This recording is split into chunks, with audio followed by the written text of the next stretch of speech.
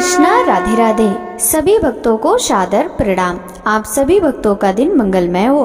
भगवान श्री कृष्ण की कृपा सदा सर्वदा आप सभी पर बनी रहे। भक्तों, आज के इस वीडियो में आप श्रवण करेंगे श्रीमद् भगवत गीता के कर्मयोग नामक तीसरे अध्याय की कथा। अर्जुन ने कहा, हे जनार्दन, हे केशव, यदि आप निष्काम कर्म मार्ग की अपेक्षा ज्ञान मार्ग को श्रेष्ठ समझते हैं तो फिर मुझे भयंकर कर्म युद्ध में क्यों लगाना चाहते हैं?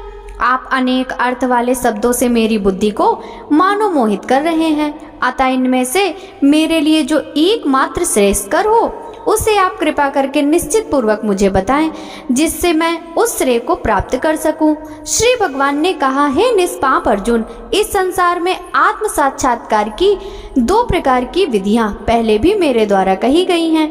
ज्ञानियों के लिए ज्ञान मार्ग और योगियों के लिए निष्काम कर्म मार्ग नियत है।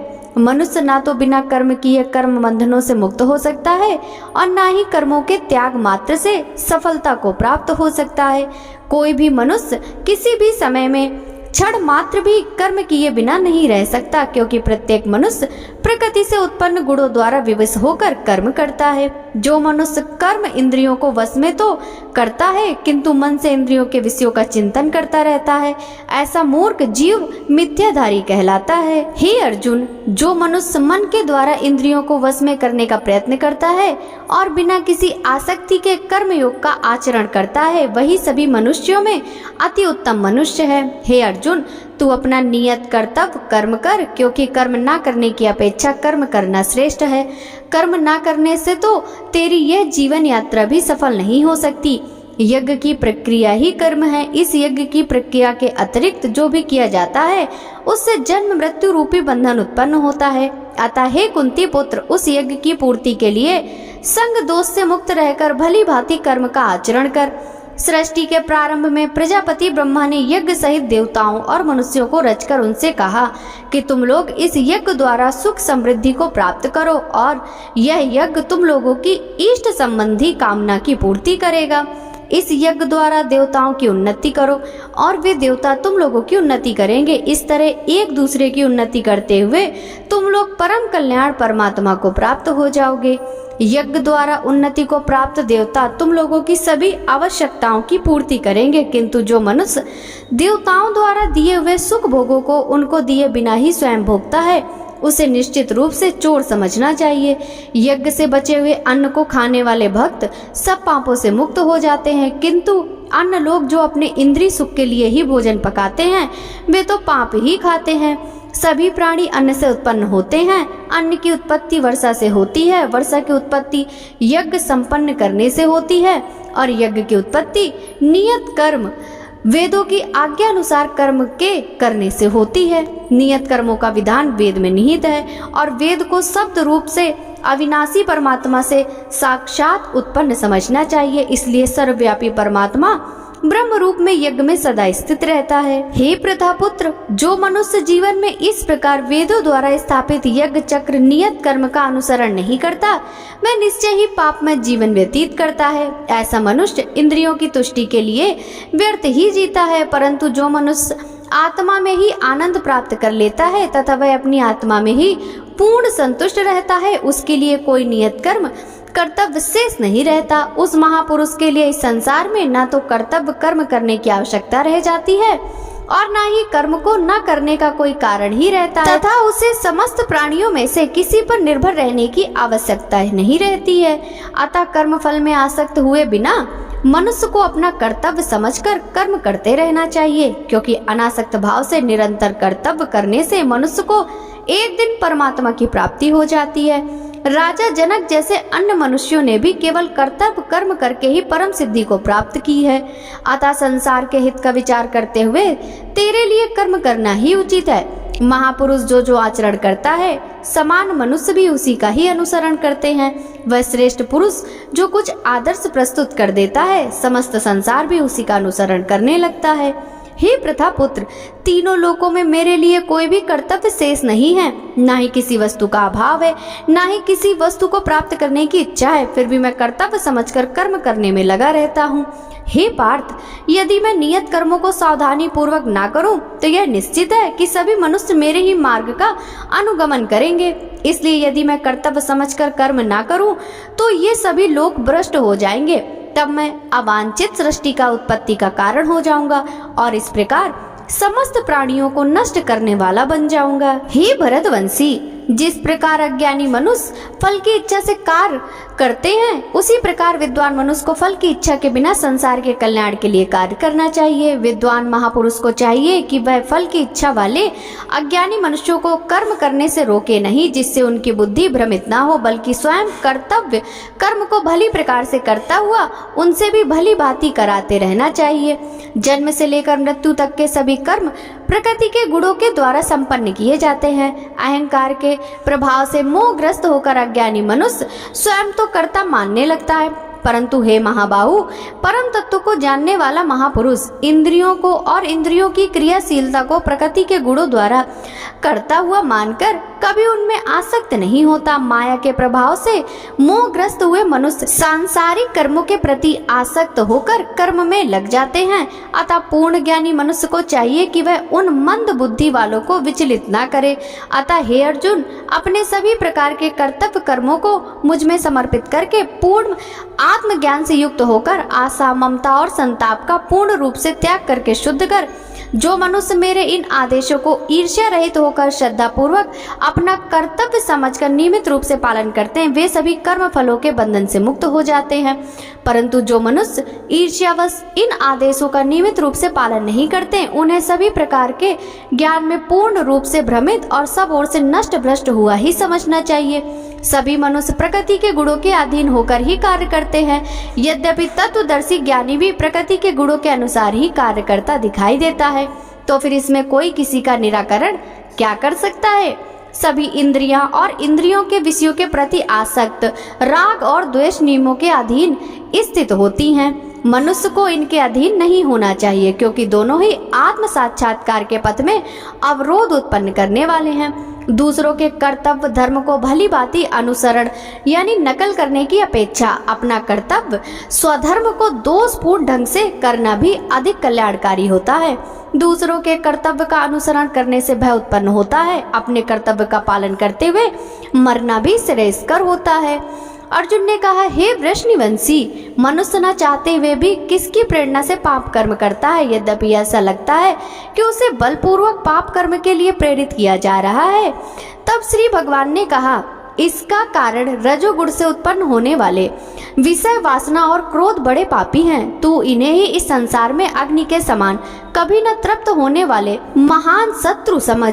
जिस प्रकार धुएं से अग्नि और धूल से दर्पण ढक जाता है तथा जिस प्रकार गर्भाशय से गर्भ ढका रहता है, उसी प्रकार कामनाओं से ज्ञान ढका रहता है। हे कुंती पुत्र, इस प्रकार शुद्ध चेतन स्वरूप जीवात्मा का ज्ञान कामना रूपी नित्य शत्रु द्वारा ढका रहता है, जो कभी भी तुष्ट न होने वाली अग्नि की तरह जलता रहता है। इंद्रियां, मन और बुद्धि कामनाओं के निवास स्थान होते। इनके द्वारा कामनाएं ज्ञान को आच्छादित करके जीवात्मा को मोहग्रस्त कर देती हैं। अतः हे भरतवंशियों में श्रेष्ठ, तू प्रारंभ में ही इंद्रियों को वश में करके और आत्मज्ञान और आत्म साक्षात्कार में बाधा उत्पन्न करने वाली इन महान पापी कामनाओं का ही बलपूर्वक समाप्त कर। हे अर्जुन, इस जड़ पदार्थ शरीर की अपेक्षा इंद्रियां श्रेष्ठ है, इंद्रियों की अपेक्षा मन श्रेष्ठ है, मन की अपेक्षा बुद्धि श्रेष्ठ है, और जो बुद्धि से भी श्रेष्ठ है, तू वही सर्वश्रेष्ठ शुद्ध स्वरूप आत्मा है। इस प्रकार हे महाबाहु अर्जुन, स्वयं को मन और बुद्धि से श्रेष्ठ आत्मा रूप समझकर बुद्धि के द्वारा मन को स्थित करके तू कामनाओं रूपी दुर्जय शत्रुओं को मार। इस प्रकार उपनिषद, ब्रह्म विद्या तथा योग शास्त्र रूप श्रीमद् भगवद गीता के श्री कृष्ण अर्जुन संवाद में कर्म योग नामक तीसरा अध्याय संपूर्ण हुआ। भक्तों, अब आप सुनिए श्रीमद् भगवद गीता के तीसरे अध्याय का महात्मा। श्री भगवान कहते हैं, प्रिय, जन स्थान में एक जड़ नामक ब्राह्मण था जो कौशिक वंश में उत्पन्न हुआ था। उसने अपना जाति धर्म छोड़कर व्यापारिक वृत्ति में मन लगाया। उसे पराई स्त्रियों के साथ व्यभिचार करने का व्यसन पड़ गया था। वह सदा जुआ खेलता, शराब पीता और शिकार खेलकर जीवों की हिंसा किया करता था। इसी प्रकार उसका समय बीतता था। धन को नष्ट हो जाने पर वह व्यापार के लिए बहुत दूर उत्तर दिशा में चला गया। वहां से धन कमाकर घर की ओर लौटा। बहुत दूर तक का रास्ता उसने तय कर लिया था। एक दिन सूर्यास्त हो जाने पर जब दसों दिशाओं में अंधकार फैल गया, तब एक वृक्ष के नीचे उसे लुटेरों ने धर दबाया और शीघ्र ही उसके प्राण ले लिए। उसके धर्म का लोभ हो गया था, इसलिए वह बड़ा भयानक प्रेत हुआ।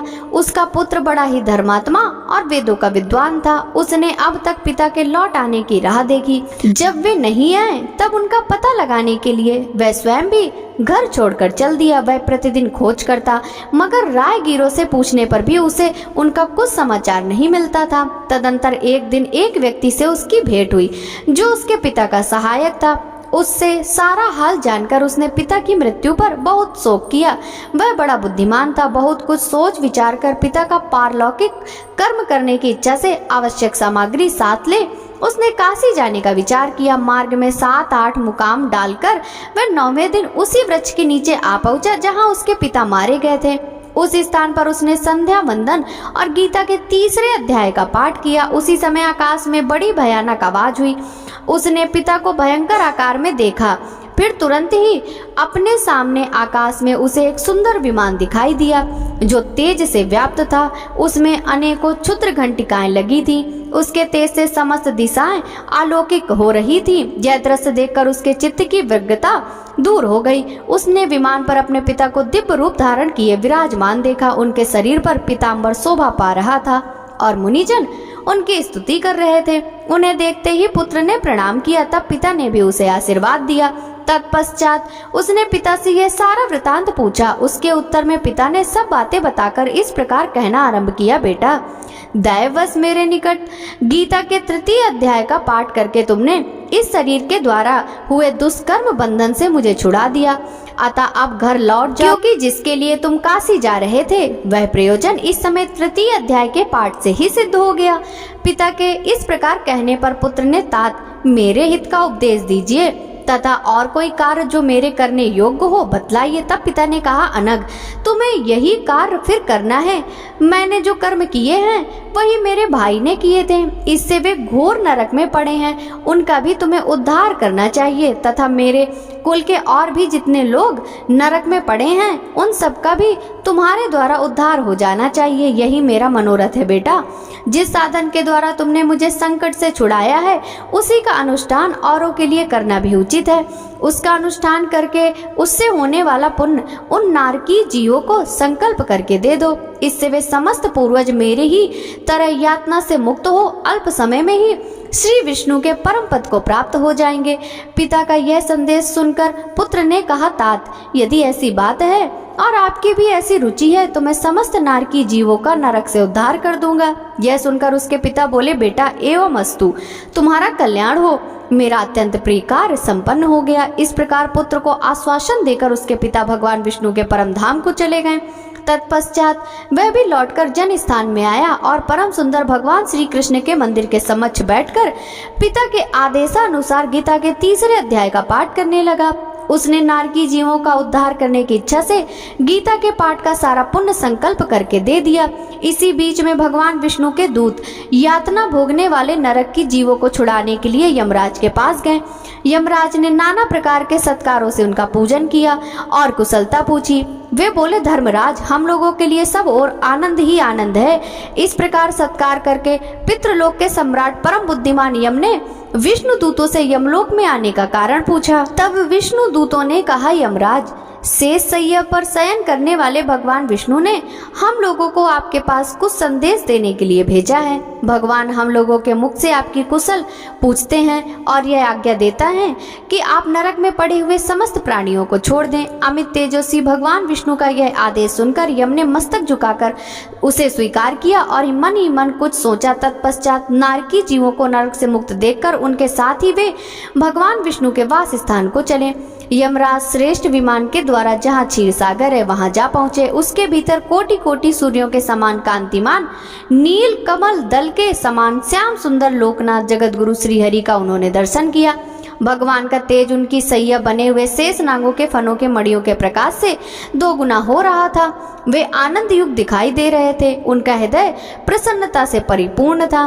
भगवती लक्ष्मी अपनी सरल चितवन से प्रेम पूर्वक उन्हें बार बार निहार रही थी। चारों ओर योगी जन भगवान की सेवा में खड़े थे। ध्यानस्थ होने के कारण उन योगियों की आंखों के तारे निश्चल प्रतीत होते थे। देवराज इंद्र अपने विरोधियों को परास्त करने के उद्देश्य से भगवान की स्तुति कर रहे थे। ब्रह्मा जी के मुख से निकले हुए वेदांत वाक्य मूर्तिमान होकर भगवान के गुणों का गान कर रहे थे। भगवान पूर्णता संतुष्ट होने के साथ ही समस्त योनियों की ओर से उदासीन प्रतीत होते थे। जीवों में से उन्होंने योग साधन के द्वारा अधिक पुण्य संचय किया था। उन सबको एक ही साथ वे कृपा दृष्टि से निहार रहे थे। भगवान अपने स्वरूप भूत अखिल चराचर जगत को आनंद पूर्ण दृष्टि से आनंदित कर रहे थे। शेष नाग की प्रभा से उद्भासित और सर्वत्र व्यापक दिव्य विग्रह धारण किए नील कमल के सदृश श्याम वर्ण वाले श्रीहरि ऐसे जान पड़ते थे मानो चांदनी से घिरा हुआ आकाश सुशोभित हो रहा हो। इस प्रकार भगवान की झांकी के दर्शन करके यमराज अपनी विशाल बुद्धि के द्वारा उनकी स्तुति करने लगे। यमराज बोले, संपूर्ण जगत का निर्माण करने वाले परमेश्वर, आपका अंतःकरण अत्यंत निर्मल है। आपके मुख से ही वेदों का प्रादुर्भाव हुआ है। आप ही विश्वरूप और इसके विधायक ब्रह्मा हैं। आपको नमस्कार है। अपने बल और वेग के कारण जो अत्यंत दुर्धर्ष प्रतीत होते हैं, ऐसे मंदादों का अभिमान चूर्ण करने वाले भगवान विष्णु का नमस्कार है। पालन के समय सत्वमय शरीर धारण करने वाले विश्व के आधारभूत सर्वव्यापी श्री हरि को नमस्कार है। समस्त देहधारियों की पातक राशि को दूर करने वाले परमात्मा को प्रणाम है। जिनके ललाटवर्ती नेत्र के तनिक सा खुलने पर भी आग की लपटें निकलने लगती हैं, उन रुद्र रूपधारी आप परमेश्वर को नमस्कार है। आप संपूर्ण विश्व के गुरु, आत्मा और महेश्वर हैं, अतः समस्त वैष्णव जनों को संकट से मुक्त करके उन पर अनुग्रह करते हैं। आप माया से विस्तार को प्राप्त हुए, अखिल विश्व में व्याप्त होकर भी कभी माया अथवा उससे उत्पन्न होने वाले गुणों से मोहित नहीं होते। माया तथा माया जनित गुणों के बीच में स्थित होने पर भी आप उनमें से किसी का प्रभाव नहीं पड़ता। आपकी महिमा का अंत नहीं है, क्योंकि आप असीम हैं। फिर आप वाणी के विषय कैसे हो सकते हैं? अतः मेरा मौन रहना ही उचित है। इस प्रकार स्तुति करके यमराज ने हाथ जोड़कर कहा, जगत गुरु, आपके आदेश से इन जीवों को गुण रहित होने पर भी मैंने छोड़ दिया है। अब मेरे योग और जो कार्य हो उसे बताइए। उनके यूं कहने पर भगवान मधुसूदन मेघ के समान गंभीर वाणी द्वारा मानो अमृत रस से सींचते हुए बोले, धर्मराज, तुम सबके प्रति समान भाव रखते हुए लोगों का पाप से उद्धार कर रहे हो। तुम पर देहधारियों का भार रखकर मैं निश्चिंत हूँ।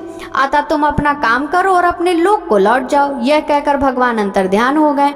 यमराज भी अपनी पुरी को लौट आए। तब वह ब्राह्मण अपनी जाति के और समस्त नारकी जीवों का नरक से उद्धार करके स्वयं भी श्रेष्ठ विमान द्वारा श्री विष्णु धाम को चला गया। भक्तों, श्रीमद् भगवद गीता का 3रा अध्याय समाप्त हुआ। कथा पसंद आई हो तो वीडियो को लाइक कीजिएगा। राधे राधे।